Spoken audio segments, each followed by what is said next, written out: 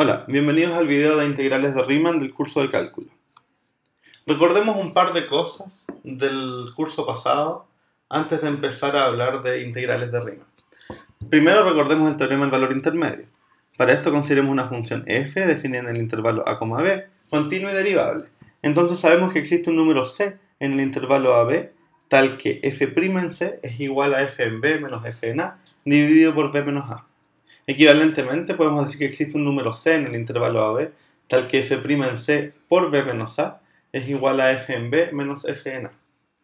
Geométricamente, lo que tenemos es que entre medio de a y b existirá un punto c, tal que la recta tangente en este punto c a la gráfica de la función igual f de x tendrá la misma pendiente que la recta secante que pasa por los puntos a f de a y b f de b.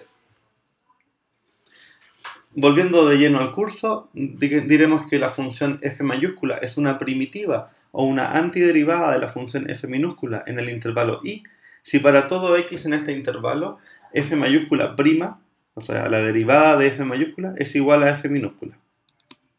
Y diremos además que dadas dos funciones continuas y derivables que tienen la misma derivada, entonces existe una constante c tal que f de x es igual a g de x más c. Volviendo al video anterior, queremos determinar una manera menos complicada de calcular sumas de Riemann. Para eso consideremos que queremos calcular las sumas de Riemann para una función f definida en el intervalo AB y supongamos que esta función tiene una antiderivada f mayúscula. Es claro que esta antiderivada es continua, pues es derivable. Y ahora, en lugar de escoger sumas superiores o sumas inferiores, podríamos escoger este valor c sub k usando el teorema del valor intermedio. Es decir, c sub k en el intervalo xk más 1, tal que f evaluada en c sub k por xk menos xk más 1 es igual a la primitiva evaluada en xk más 1 menos la primitiva en xk. Y con esto podemos reescribir las sumas de Riemann como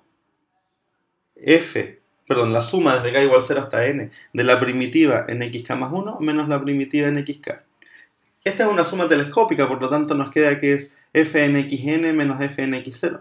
Y haciendo n tender a infinito, tendremos que esta sumatoria converge en el límite a f en b menos f en a.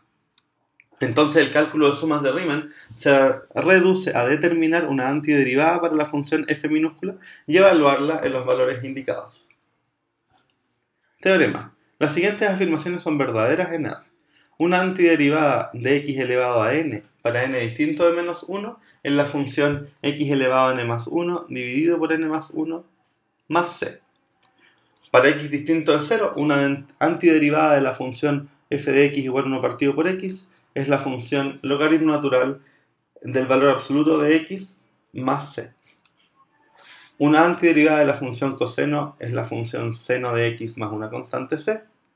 Una antiderivada de la función seno de x es la función menos coseno de x más una constante c. Una antiderivada de la función exponencial de x es exponencial de x más c. Y una antiderivada de la función 1 partido por 1 más x cuadrado es la función arcotangente de x más una constante c. Una aplicación interesante es plantear el problema en el sentido inverso. Por ejemplo, ¿cómo calculamos el límite cuando n tiende a infinito de la suma desde k igual 0 hasta n de 1 partido por 1 más k cuadrado dividido en n cuadrado, todo eso multiplicado por 1 partido por n?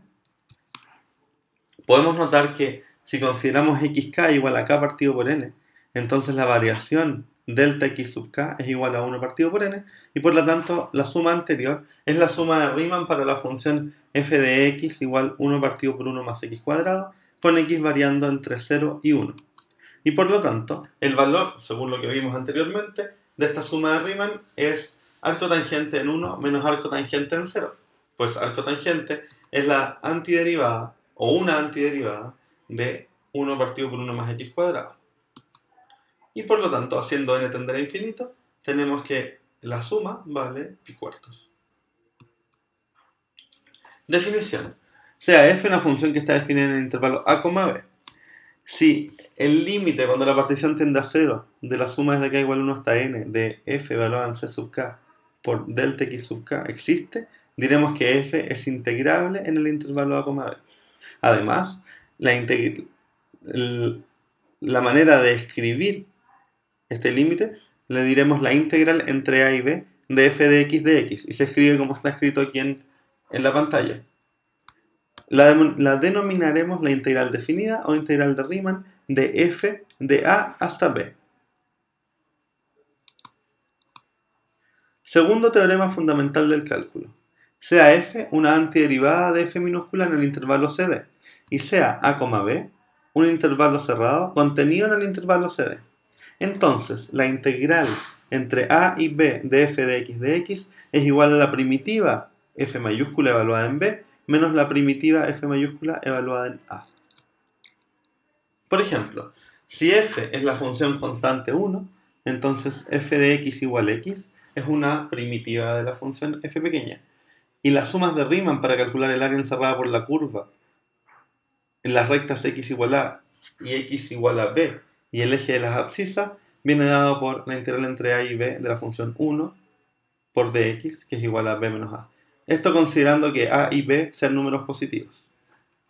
Por otro lado, si f de x es igual a x, entonces una antiderivada es x cuadrado medios, y la integral de Riemann entre a y b viene dada por b cuadrado menos a cuadrado partido por 2.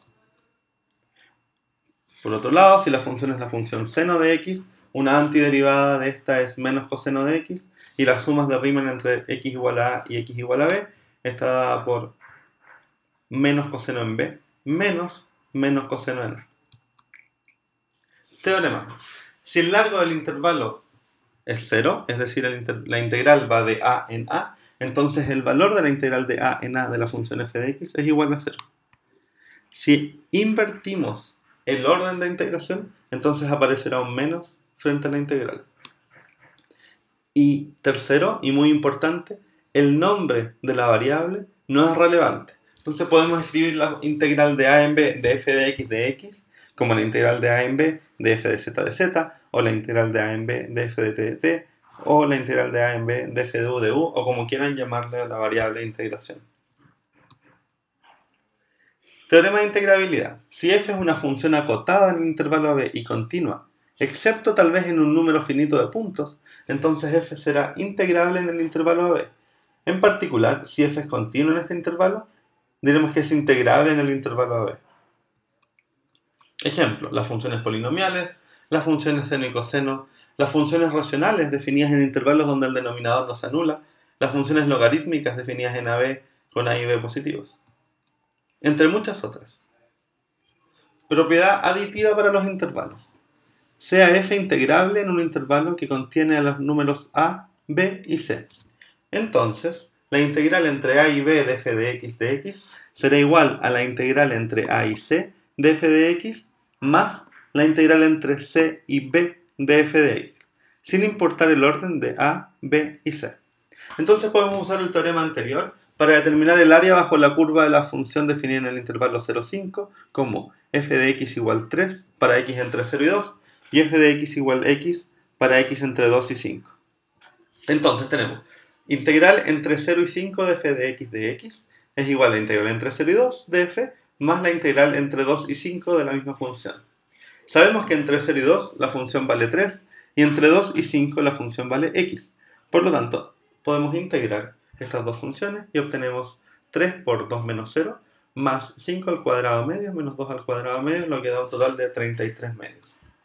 Como ejercicio, podemos calcular la integral entre 1 y 9 de la función f de x definida en todo R por x si x es menor que 3, 1 partido por x si x varía entre 3 y pi, y seno de x si x varía entre pi y 9. Teorema de acotamiento. Si f y g son funciones integrables y se tiene que f es menor o igual que g en el intervalo de interés, entonces la integral entre a y b de f será menor o igual que la integral entre a y b de la función g. Por otro lado, si f es una función integrable en AB y se tiene que f está acotada por debajo por m minúscula y superiormente por m mayúscula, entonces m por b menos a, es decir, m por el largo del intervalo, será menor o igual a la integral entre a y b de f de x de x, que a su vez será menor o igual que m mayúscula por b menos a. Por ejemplo, en esta gráfica, si consideramos esta función tiene un mínimo aquí en el punto b y un máximo acá en el punto a. Por lo tanto, la integral entre 0 y 2.3 de f de x estará acotada por el mínimo multiplicando el ancho del intervalo y superiormente por el máximo multiplicado por el ancho del intervalo.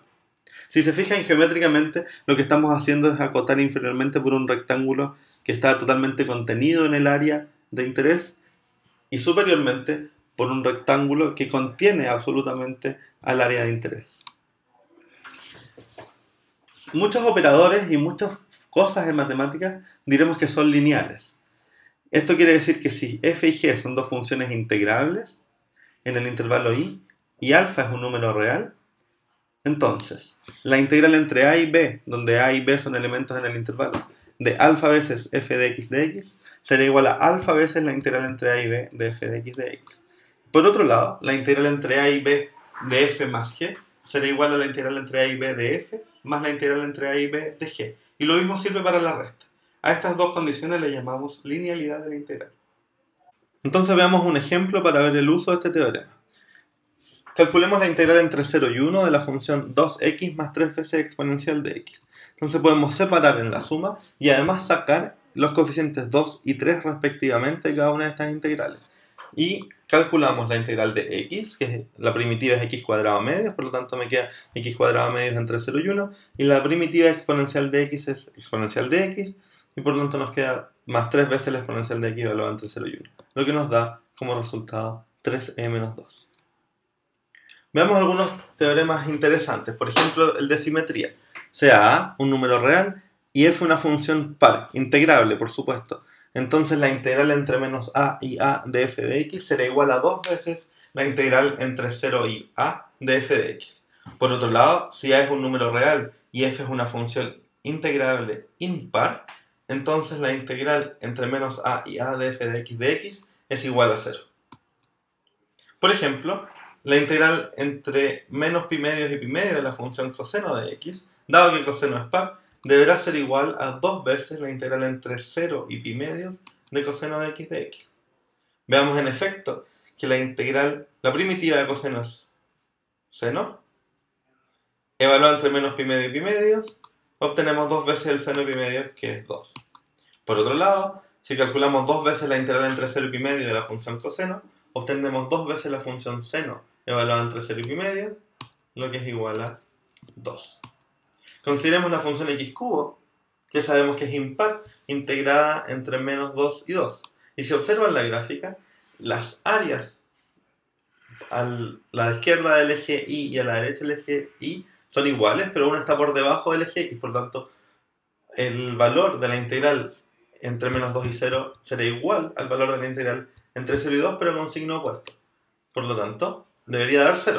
En efecto, la primitiva o una primitiva de x cubo es x a la cuarta cuartos, que evalúa entre menos 2 y 2, da 0. Eso es todo por este video. Nos vemos en un próximo video del curso de cálculo.